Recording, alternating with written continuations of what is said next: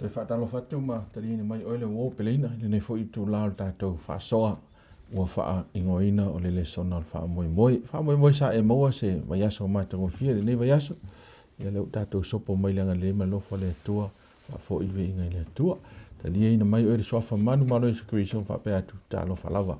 Hawa ilai fo i sunga i auna le tua, sunga i to ina nei, sunga kriso, me se fo i sunga Sili fau. Talo fala. Ma lo lava. Aftai dua songa mole. Dua sao tātou por kalame. Ia, o leo la tātou anga ilo le tātou por kalame masani. Ia, o le Suesueina tusi o Isaia le nei kuata. O tātou o mai le mamau nei o le lona lima nei o vai aso. Ia, o le nei tau sanga lua whelua sumatasi. Ia, vave ala alo le taimi. Amen. O le telefo o le vave o le taimi. Ia, o le lata tu leo tātou whaatau no ino isi o meo lo tātou tala noai. O lo valu ia le fionga le tua ia mai ta ua la le longo pui li ia o tatu umalawa i le finangalo le tua i lona fionga na fu tatu talo ona tatu amatale aftaita mai le vanoa ma tu to mo foi fita pa ia ma lau fa na lo mai mo mai so se te fa le langi mai se foi sa mo nei talo ia lo fa amri yanga le tua i le matu fa so ia fa pena ona au maia le nganga i se awal whapitoa e te ina i mātou i upu moni ina i e whapena ona mamana le tua le mātou whaleo ina lo whitanga. Alo e siri fo. So swani i whafonga au tangata. O i ua maua nei whaasala langu ma nei pol kalama.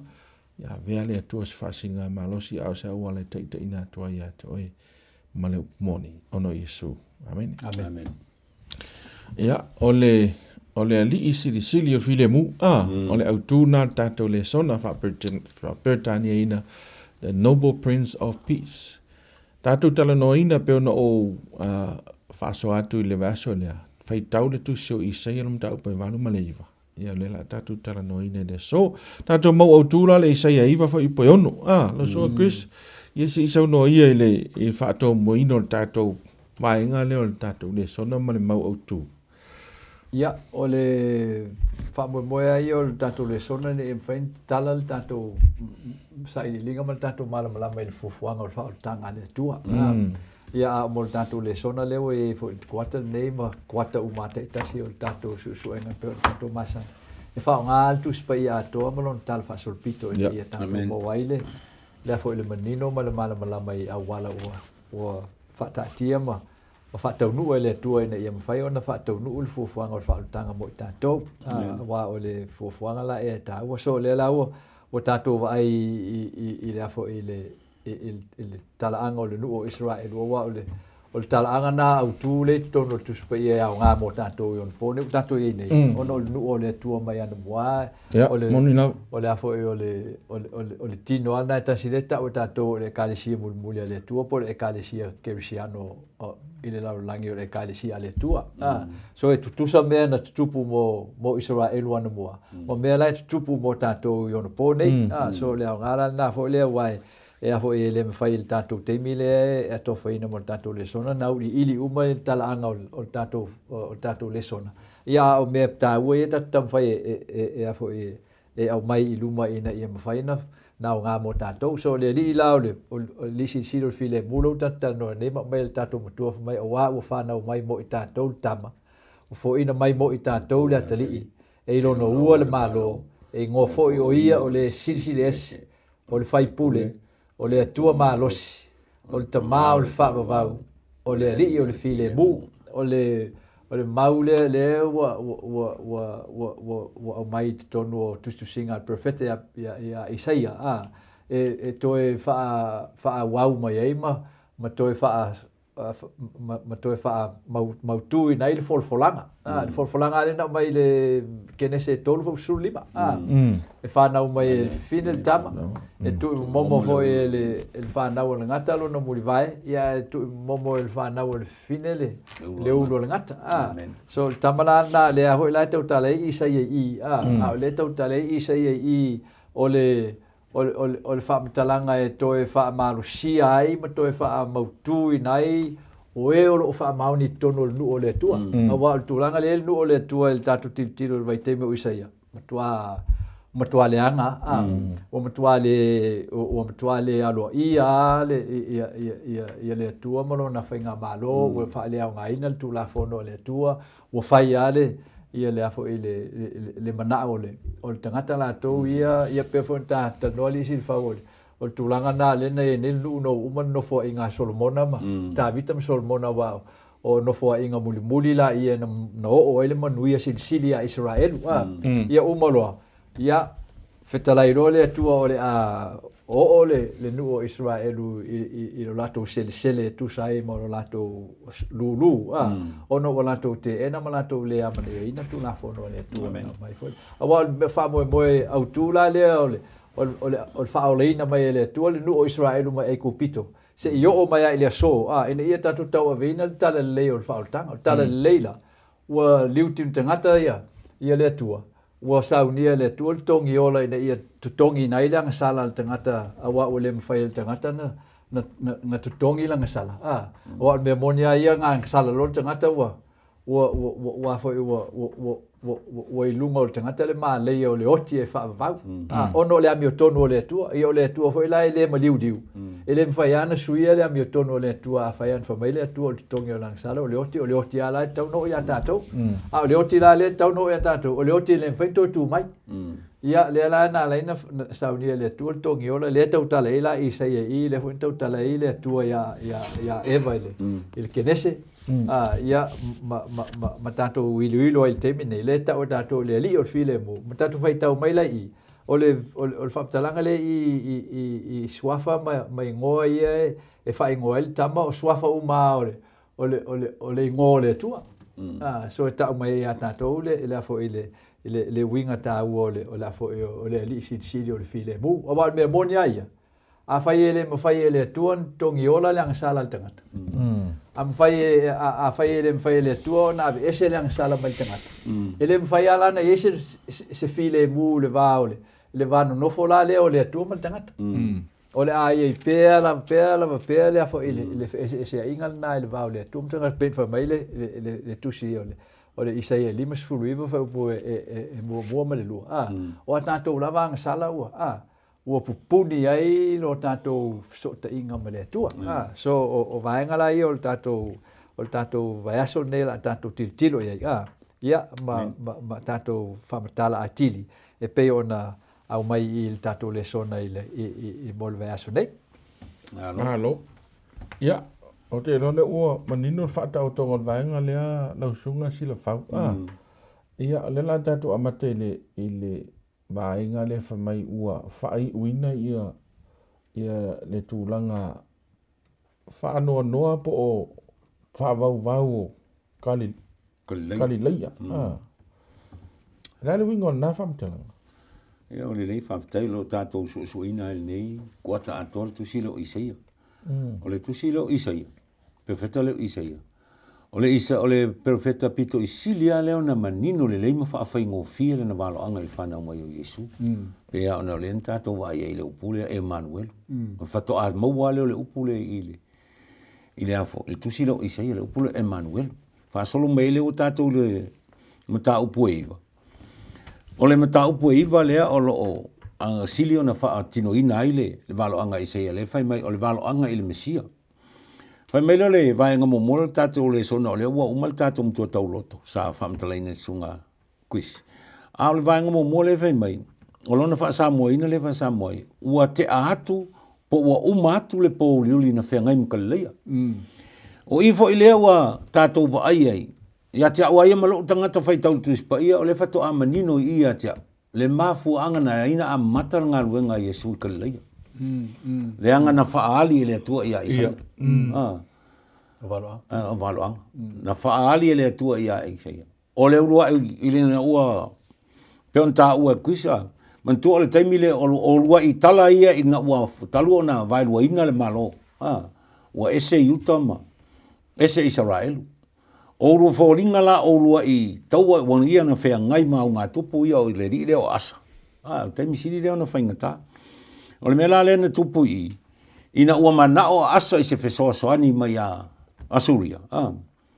Lea lai fōlinga loa o le tamana onga o asa. A o le ua vea ma mea, ua ave wha tangata o tau ai e. E asuria le pito lea o le malo sa yuta.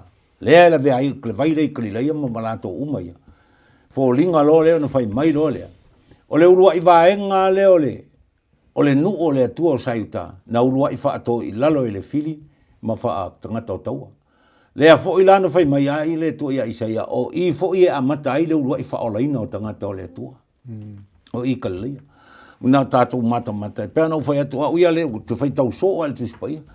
Ai o lea whatoa umanino le mafuanga nā lai. Wana umalo ana wha o soso Yesu, i le wha o sosonga le maunga pēr. Umalo na papsi songa avelo le ti apolo, umalo le wha o songa Yesu, a mata lo mangaruenga Yesu, a mata i kalilei. Ai te ngane o lea na, walo ia Isaia lea ana whai mai Yesu. Tau te leiloa ea, whai mai pero whai tau nuu ina i tau nuu le upun whai mai ia Isaia. O lea urua i vaenga leo le malo sa uta, po le ulua i vaenga leo le nuu o le tua na wha ato i laloina maa wha tangata o taua lea fo ina amata ia le la vea inga a le atua o kaleleia o il pito le i kaleleia mafuanga la na le whai mai ei ua te apa ua umatu le pauli uli na i kaleleia a ua o mai le malamalama la le sa walo i le sa ta o ua ufana o mai mo tato le tam o lo i Sili wha pe i o aina wha o ngai le tua e lawe ino tangata na ili Isaia iwa ona malifitu. Le ana whai nei matato matua tau loto le. E whai upe ona malifitu. O au whanau mai le tama. Ia o Sili o le tama. Ia o Yesu le tama. O ia o le Emmanuel whai mai wa ia te i tātou le atua. O ia le na lawe ino. Whai mai le Sili na lua le ia i. Na ha pe whea a o ana whea fo ina wha atau nuai le walo anga Isaia. A le maua i le mareko i le matai o whafo upe sfulua e o lufu lima. Le amatanga na ngaruenga Yesu le na ufai atu nei ina ua uman baptisoina Yesu fe ngai ma ona fa o sosonga umaloa amata ma ngaruenga Yesu i Galileia amata wala au so o Galilei le vai Galilei o le vai ale Galilei na la Yesu fai upenga o Ioane ma onso wala au tu upenga ai o mai muli mai ata io le tau fa matala atu le na ila ule mata le mafuanga na laino fai mai ua mai apo ua umal pauli ni o Galilei na pauli ngia mai Galilei o ia asa mal taimi o Isaia se ia o ai na fa na mai le tama na fa na mai lo le tama le Emmanuel ule na ia fai mai Isaia o le fa na mai le tama lo na ua le malo le tama la na le na mata la na la ve ingai o le ua i vala au ale Yesu ina sala mo ia auto ua lata mai le malo le o i Galilei. Ia, le tau wa ia tu na vai ngol tātou Lesona. Malo, nisi neo wala onga tā ua o lo i tusi pa ia. E ta oto le ia ile dea fo le valo i o le sao le Mesia. Amen. Ia, pe la leo e sao no fo le ile nuu neo Galilei. Wa nuu neo Galilei pisi nuu e vai mau lalo i tangata. Amen. Pe so i fuai tangata mau lalo lang. Io, ai no afia mai so o si to i lalo. Amen. E fa pena fo tātou lang. O tātou a ia to i lalo. Amen. Ai au no ma le li faol. Ia le whainga o sir ko i lalo ngā ki ko i lalo i leo langa ngi. O le ngoa o le li faola. Le ta o le tātou le sona o le li Sili.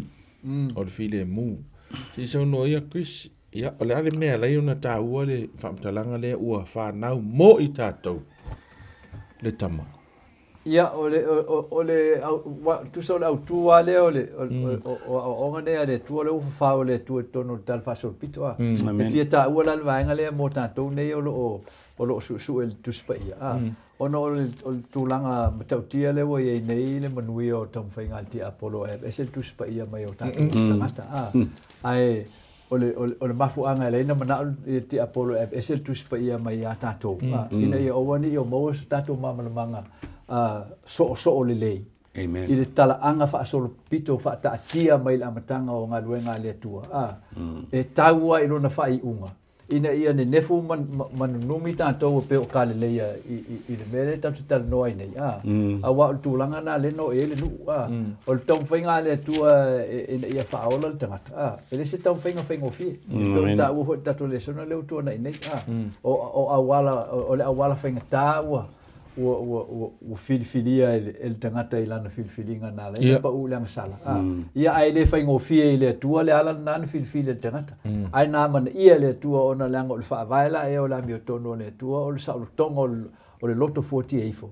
Ina ia filifili le tangata malona mafau manino. E ifo i le atua matapua i le atua i nai lo le ifo whatawa nau po le tapua i le atua mai le fefe o lona loto i le matau tia o le atua. So mela na lea le nita ua i le vanga e fia tau i le tatou suesuenga lea. Ina ia i loa ai e tatou au suesue. O le mafuanga fo na e la ina nefu le lalulangi o na pōne i mea tutupu le lalulangi.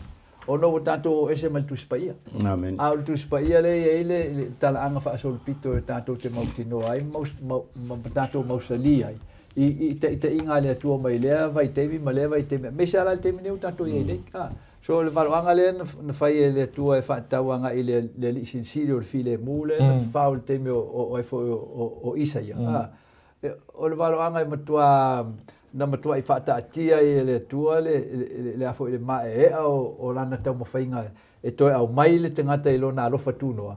A o matua matau tia o le whamaolunga ma te o le tangata i le whingalo le tua. Ono lona le mawhaia ona pūlea le anga sala o pūlea lona tangata. Wal mea matau tia na le tupu ya tātou le anga sala. E tina tātou fia e tinga tatou i loi o tatou loto tatou te fia ana i le atua ma tatou fia au auna i le atua a o le mea moni aia e tau te fiu e tau mawhai e tatou te le mawhaia e tatou te le mawhaia e malosi tele le toso le al tuina nau o tino pe lau tupo Israel tinga le afo ile o le mea le na pa ua ia Israel o le manao i le mamalu wha laulangi na manao Israelu e faisa o latou tupu. Ia latou pei o malo numu e si o mia i latou. Na latou manatu o le awala Sili la e o tupu a ia na whamaile tua. O te tulia i latou mai ele leo o folfola e watu ma autou ma autou whanau. Ia na whaatau nua i le tua, na tutuli i uma i le tua, ma whaato i lalo uma i le tua, tupu ma lo sa iei kanana. Ai ave nuu ma Israelu, natu leo Israelu no nofo ai. Na mata i lo le na tia ele ma lo Israelu, o le matanga lao le ma lo Israelu. Na whaatitino ai e le tua le se senga. O le malo fa le laulangi e pule i tupu fa le tangata. Ma le malo fa le langi e pule te inga le tua. Le lau tatou vai i wana umolon no fo inga a Solomona. Fetalai ro le tua il tūlanga mata utia la o e Israelu i.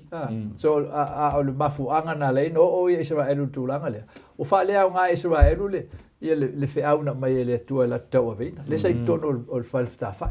Sauninga o le malu o le tongi ola o le toto pa ia o le atua e ala le fashinga o le mamoe ma le avenga o le toto o le mamoe e sa aluu tu tono o le malu o le atua ina ia o le no fore lo futu noa ma tongi ola ila sala le nuu ma le tangata nga sala a wala to fuli tua i mela ia a wala to tosina ile i le tauma maisi malo ina ia lato ave le vete ina ia lato mowal te mauainga o le oa o le ouro o le a rio o lava o mefa penale fa matala il tuspa ia o mena ia o ma moe o afo o lafu manu fia feita wafe mafe o lafu manu e au mai i tawala ia so me ia sa fau ile malu o tupu o me ia o le viinga ia e alu o alta langa fa pe mai ona o le o le tupu i lona malosi o lau i loa ma tau ai i malo e se ringa o lo longo ma ave tala o le malosi o le tupu ma o le ai ma se ama na ia o le afo o le viinga o le tua o le ilo e tupu to o i le tua e ave le faftai o le ilo e tupu sa ili te inga le tua pe tauna na o pe le tauna o o matua ngalo ato le tua so le unga le no ia o matua tu ua le tua nu ina ia lato tofo a ile unga ole i fuo le unga lato filfilinga na lato mana na o ai fai o lato loto tu ua le tua so me uma ia tau nu i tangata na o ngatasi male upo le tua wan ele ngata na mai le tua lan tu la fono ana mai le tua mana fa mautinoanga a tau tausia upolo inga to te manuia a tau le tausia upolo inga ma tau le sa vale ma tu mawai e tau te malai io so mela ia len tatu titilo e a wala na mai na fa tanga ele tua ina ia I loa e tangata le afo ele sisi le ese ole mana ole tua ma le moni mal fa maoni ole afio nga le tua le valu ia ai male a wala e mai le tua fa tanga so tinga la wala na le fa maoni le nu ole tua ai sa ia tu tonu tangata fa maoni leia na leia na fa tu ma le tua lan fa au pe o isi so ole mai ngala le tua ole mala le pe ona mai le ile fa mamla mai no kale le ole awala na mai mamla na ole fa na mai o tama ole tama la le te ta o Yesu amen ole anga ta ole to no le ole tama le olona winga olana bio le ta o tato ole abio tua ole abio ofo inatu ole abio ole tua na tua ina ile tua ti apolo ole tulanga len fa pe wo pule sa wale tua e au noa ma se amana I ole ya ole tangata fo ile ina ia filfili ai pe tai ole folfolanga le bainga ol tama tato ilo ile winga moni ole tua fai taulanga ofo ole tua e fai taulanga e pei ona le fai existe ngata no fai se taulanga ofo e pei o ia e le se ngata e fai ona no fai al taulanga ofo pei ole tua o me ma na ile tua po lo ile tua o au mai ma ile tua e ala le il fo ina mai ia tato ol tama amen le na fa na mai mo tato ina ia fa ore na tato so le ata na le mai le tua ile mai ngol o natali ina ia mafai ona tatu fa awa tatu fa te tai awa o me na ole mo ya Israel ole mo ya Israel le ngangala e ole ofo ina to la to ola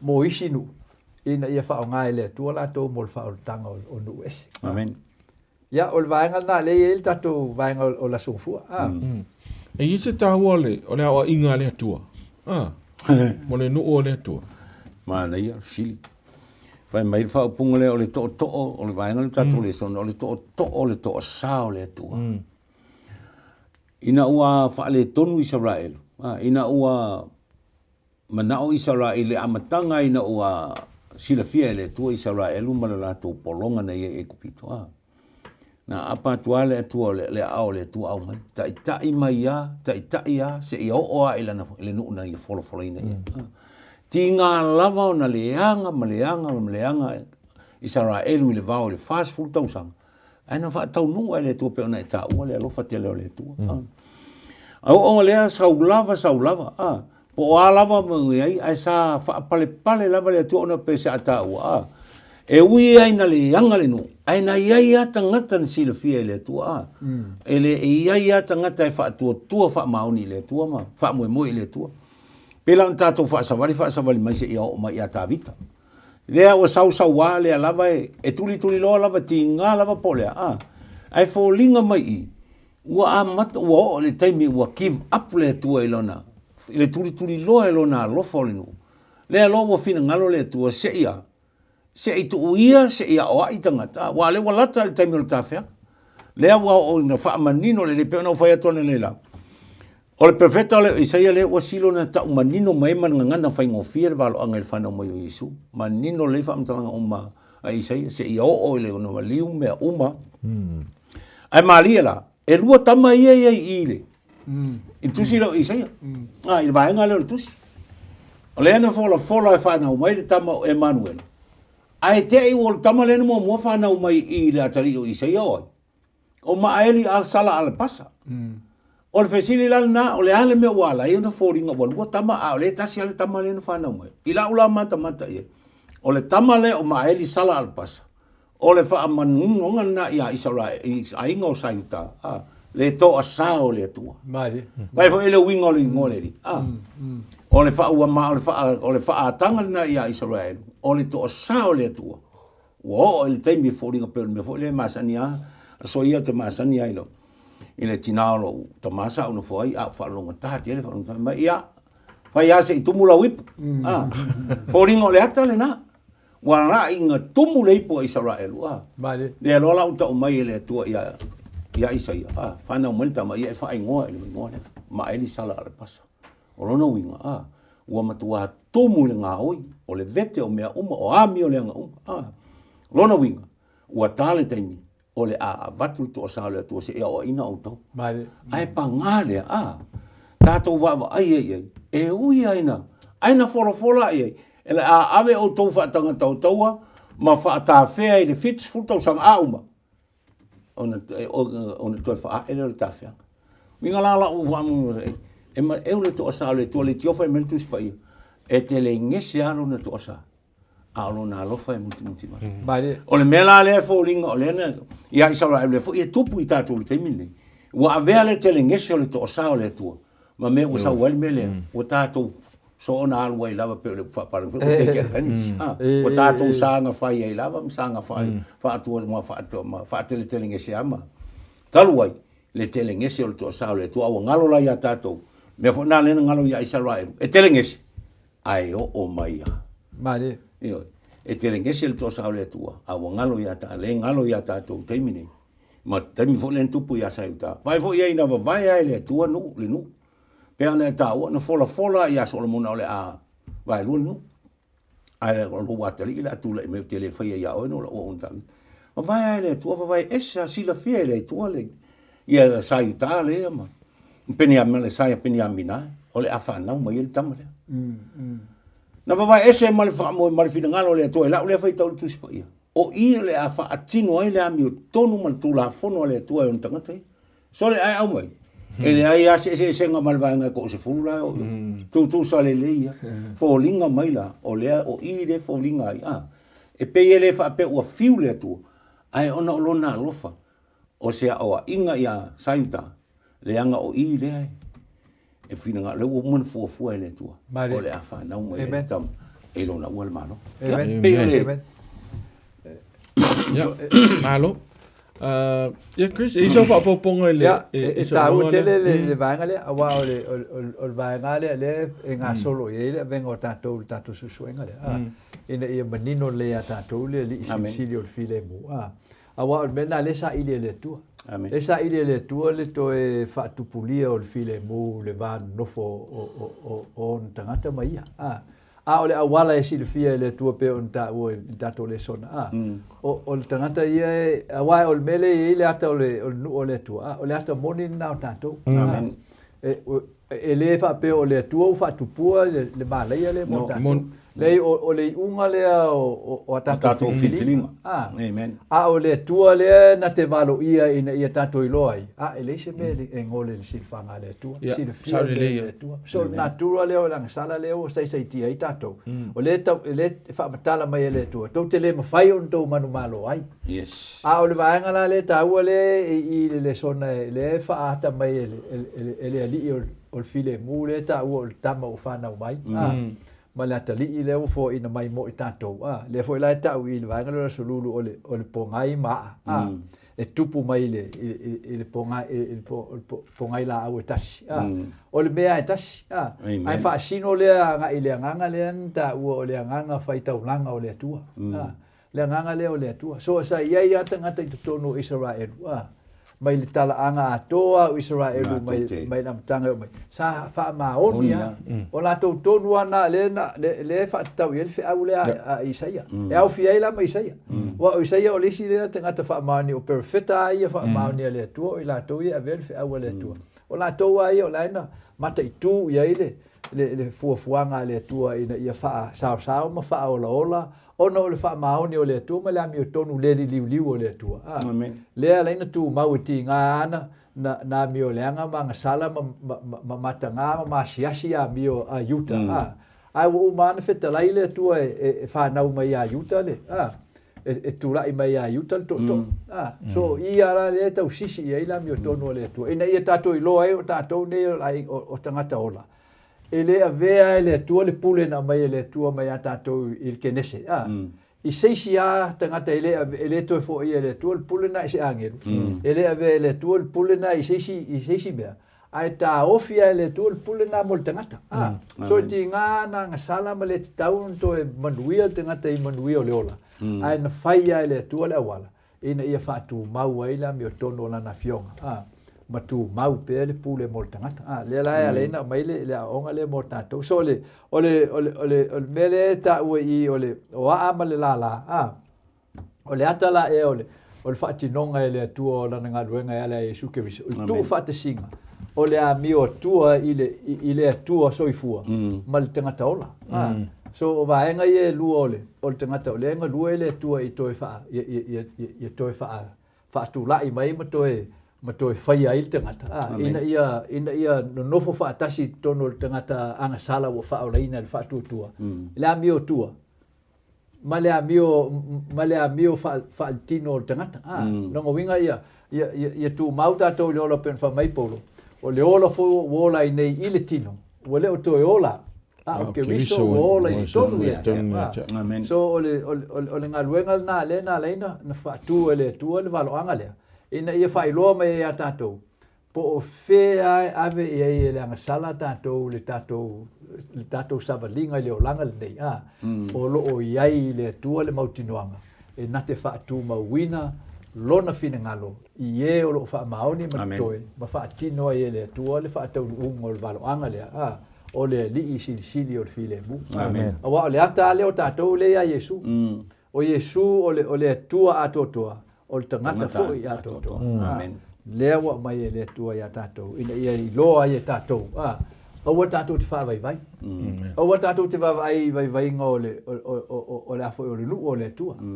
Aua tātou te vai le to i lalo o le au keusiano. Aua tātou tilo wha lawa i tele le tātou wha maoni i le tua. Langa o le wha maoni e whai tau tai tō tasi e le tua. E whai tau e le tua lo wha maoni e le whai tau e le tua. Wha maoni o tātou umu. E whai e le wha maoni o au po wha maoni o listanga. So ia tātou tu mau e whaatu tua i le tua tai tō tasi. Ina ia mawhai e le tua na whaatau nuu lana waloanga. E ui na le mawhai e le nuu lona tuu whaatasinga. Ona tau sisi ma wha maoni e mul tail ta inga le tua. Al waloanga na le mai le tua ia tātou i nuu leo Israel. E o le iunga te mineu tātou i nei. E whaatau nuu ina le tua. Le tuu whaatasinga la e o i la tau tai tō tasi o e wha maoni. Whaatu tua ia i le fuafuanga o le whaoltanga. Ma maua i le tino le kāre sia le la o na wha manue ina. I le whaoltanga le tua. Amen. O le li o Filemu. Le ngata o le li o Filemu o ia foi e wha mawhana whana i on tangata. Ona o le tau te maramlama umane sisi o manga o Tusi o Isaia maramtanga.